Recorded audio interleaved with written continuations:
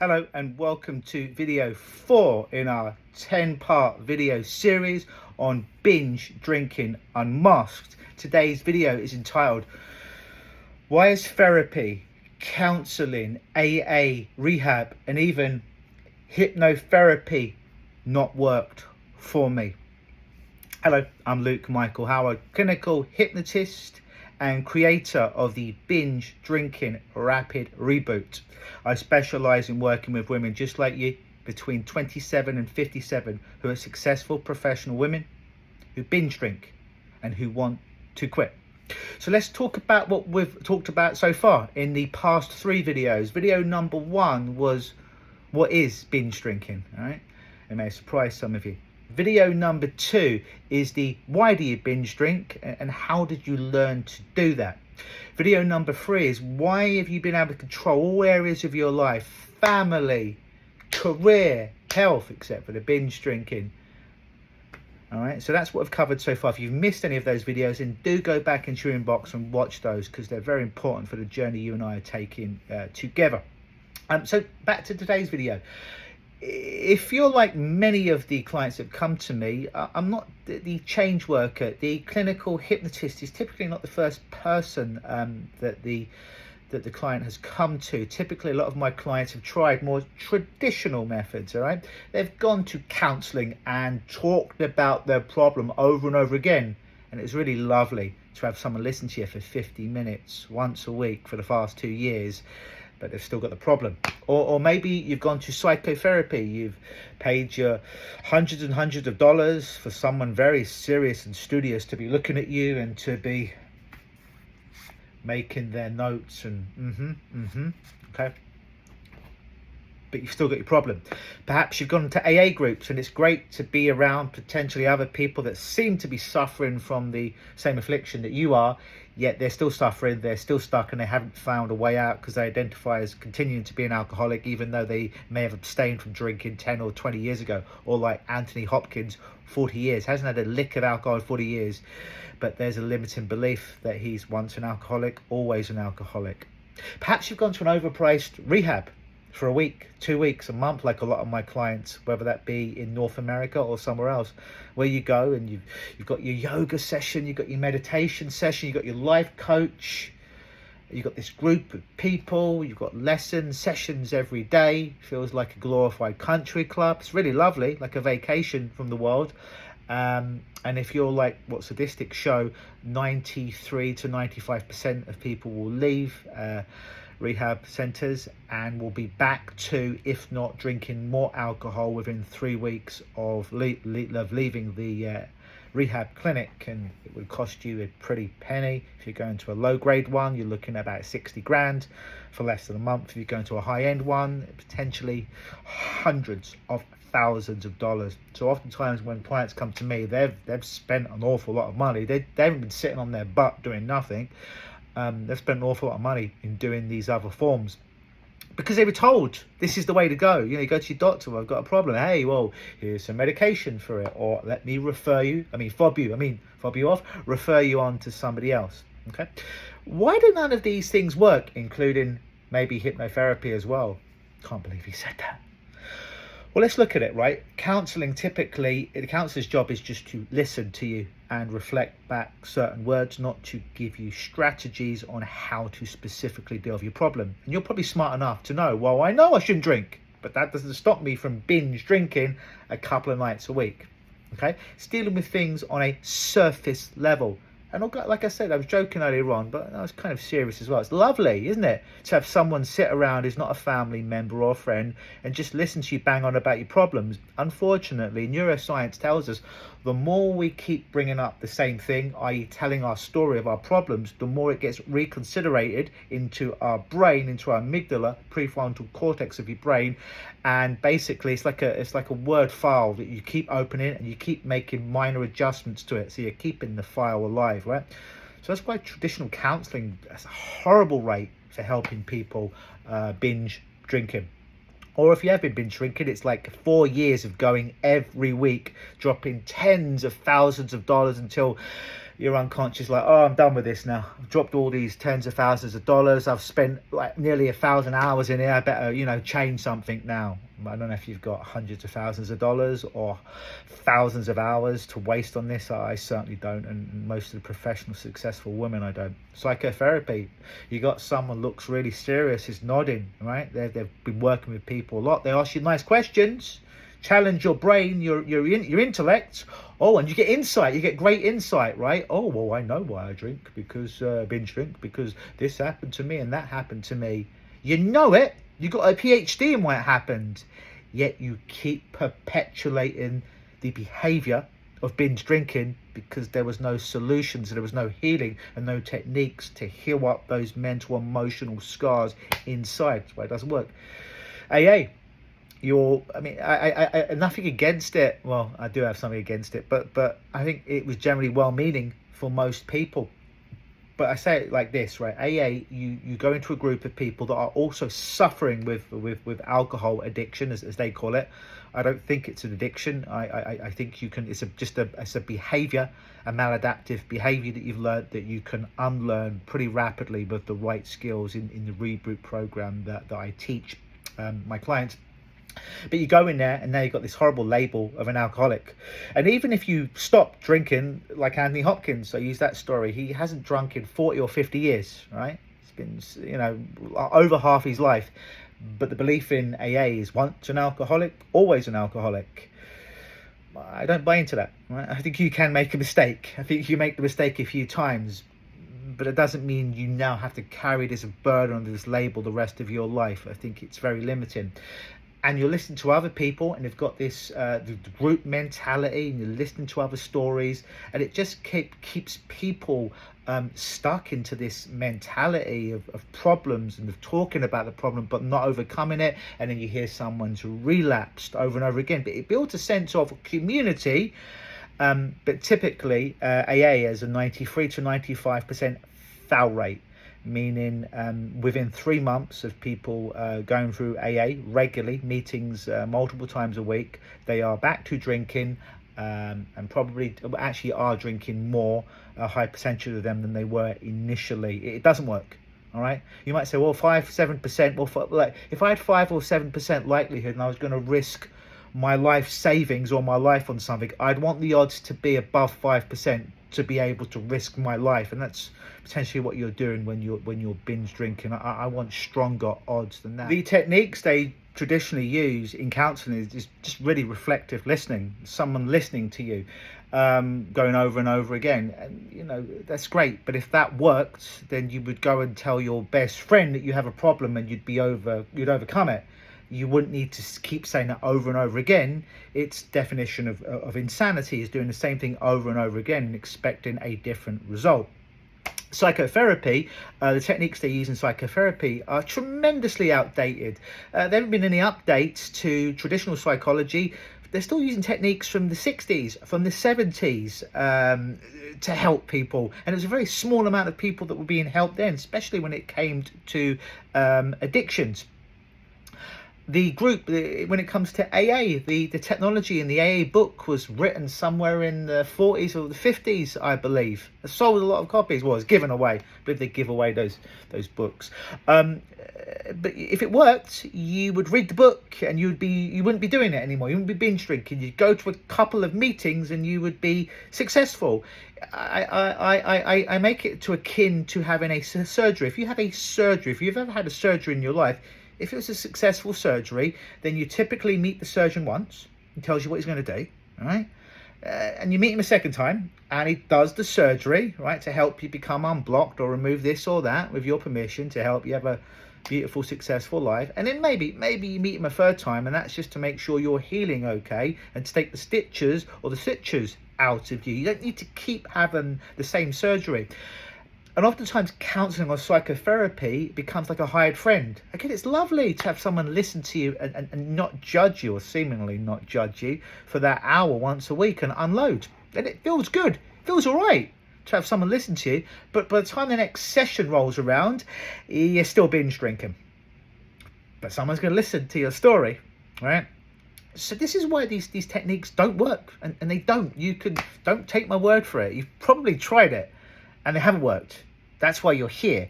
Or you can look at the statistics out there on Google Scholar, and you can find out they have a horrible success rate or lack of success rate in helping people. They're outdated techniques that are working on a surface level, keeping you stuck to the label and the limiting belief of I'm an alcoholic or I've got this problem and I'll never overcome it. No, you can overcome it.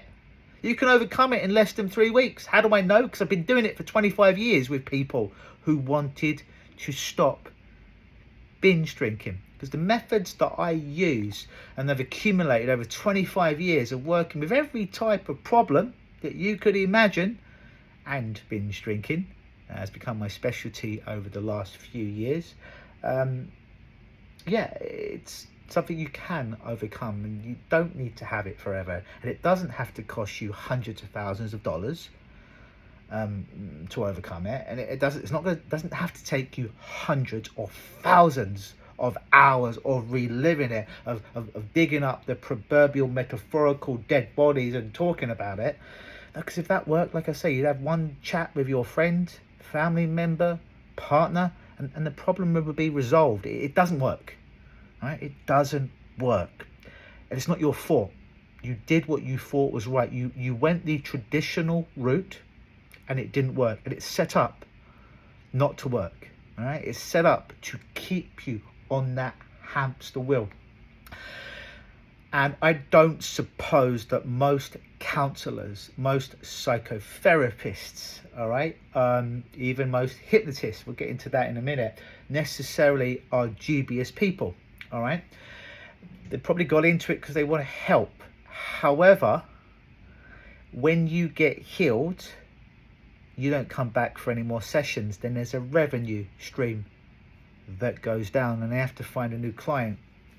So as a business model, it doesn't quite work so well for them to heal people rapidly and then get a new client. That cost of getting a new client versus keeping the same client there, make them feel surface level good, emotionally good at the end of the session. Very easy to make someone feel emotionally good at the end of the session, all right? But for that behavior to change, that behavioral change that can only be judged between sessions, when you go out into the really real world and you interact with triggers, old situations where you would have binge drink before, and then when you interface with them and you realize, oh, I'm not binge drinking anymore, shit, this stuff must have worked, right? That's what I'm talking about, the kind of work that I do with people, and why it's very, very different. And hopefully, so far in these videos, you're getting a sense of how I come at this in a non-traditional method in helping people overcome it. People like you, because I know you can overcome it, all right? And I know you can do it quite rapidly. It's just the information that you've got so far has been designed to keep you stuck and keep you in the victim mentality. Okay, and you don't need to be there anymore, and you can overcome it, and it can be quite quick, and it can be quite painless, and you can actually have fun while you're doing it. But we're going to get into that in a later video. So hopefully that answers for you why those therapies haven't worked for you so far. Oh, one more, I forgot one more. You're like, Luke, aren't you supposed to like be a hypnotist as well? And you said like hypnosis doesn't work. Why have you had hypnosis before and it hasn't worked for you? Let me tell you why it hasn't worked for you, all right? Because I've had quite a few clients that have been to other hypnotists and it hasn't worked for them. This is why. Most hypnotists out there, hypnosis specifically is not governed. You could become a hypnotist in a weekend. Now, if I'm a soldier that's just come back from Afghanistan, all right, and I've seen my best friend's head explode next to me, do I want to go and work with a hypnotist that's had one weekend of training with this post-traumatic stress disorder that I've got now that's ruining my frigging life, that I can't even pick up my daughter anymore because these horrible nightmares that I'm having? And I'm afraid that I'm going to see my daughter as the enemy. Yeah, I've had that story before. It's terrible. Okay, so no, it's unregulated, right? You can become a hypnotist technically in a weekend. Now, I've been doing this for 25 years now and have accumulated over 100 certifications in hypnosis and other change modalities. But you may have gone to a hypnotist like that. Also, what a lot of hypnotists do is they pull out the proverbial tablet, or they pull out the proverbial book of scripts, and they go to the script of your problem, binge drinking, alphabetical, and you close your eyes, and as you close your eyes, they pull out the script, and they're reading the script, the same script that they would read everyone like a bedtime story. However, that's why it doesn't work. It's essentially just telling you a story. That's what they do. That's what they're trained to do. It's called suggestion-only hypnosis. And it does work. Surprisingly, it does work. Actually works 30% of the time. Someone reading you a generic script. Placebo effect. However, if it's really ingrained in there and you've been binge drinking for years, do you think going to someone who's just going to read a script like this, verbatim, word for word, and you will close your eyes and they relax? It's another thing, they'll relax you. They'll relax you. The kind of therapy I do, sometimes it's not relaxing. Sometimes your eyes are open. Sometimes you're fully alert. Sometimes some uncomfortable stuff may come up temporarily, because this binge drinking is a problem, all right? And just relaxing it away isn't going to work. That's why the hypnosis that you've done before didn't work with the person who'd been done it for a week and is now open for business at $50 an hour. Well, it's only $50 an hour, and go to see them. Run if they're charging you $50 an hour, right? Run, okay? And we'll talk about later on how to choose your therapist or change worker, how to find reputable ones that you know that can help you before you spend your hard-earned money, before you piss it away on somebody that could be ineffective for you. So that's why hypnotherapy might have worked. You might have been, look, well, hypnotherapy worked. Why can't I just listen to a recording on YouTube? It's free. Yes, it is free. You can listen to it. Do you really think that's going to make your problem go away? If you do, please, by all means, just listen to it and see if it makes the binge drinking go away. I haven't met one person yet that it has, by the way, but I'm sure in the world it exists. It doesn't work. It's just relaxing music where they speak nice words, or it's subliminal, so you don't actually hear the words, but there are words going on in the background. Crock of bullshit, to be honest with you. You've got something deep rooted in there, that binge drinking, that's costing you time, money, energy, potentially relationships, your self-esteem, that contract with yourself. You're waking up late the next day, you're missing days off work, you're numb to all things, not just the bad things, even the good things like hope and love and success and feeling grateful and happy. Yeah, do you think a generic recorder on YouTube is going to help you with that? It's not. Do you think the $50 an hour hypnotist is going to help you with that? No, because they're probably just out of school. And as soon as you close their eyes, you'll hear the rustling of papers like this, because they're finding the script. And if they're looking at the script, they ain't looking at you, and they're doing you a bloody disservice. So when I work with people, there's no script. You are the script, the person in front of me. Even if I've worked with 10 successful women between the age of 27 to 57, 10 in a row, and they're all binge drinkers, I'm going to deal with you 10 different ways, because you have 10 different traumas. You have 10 different operating systems. That to treat anyone like everyone else is a complete disservice to you.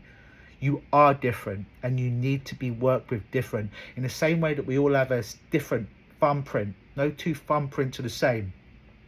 No two brains are the same. No two traumas are the same. No two maladaptive mind viruses of binge drinking are the same, because we've all had different experiences.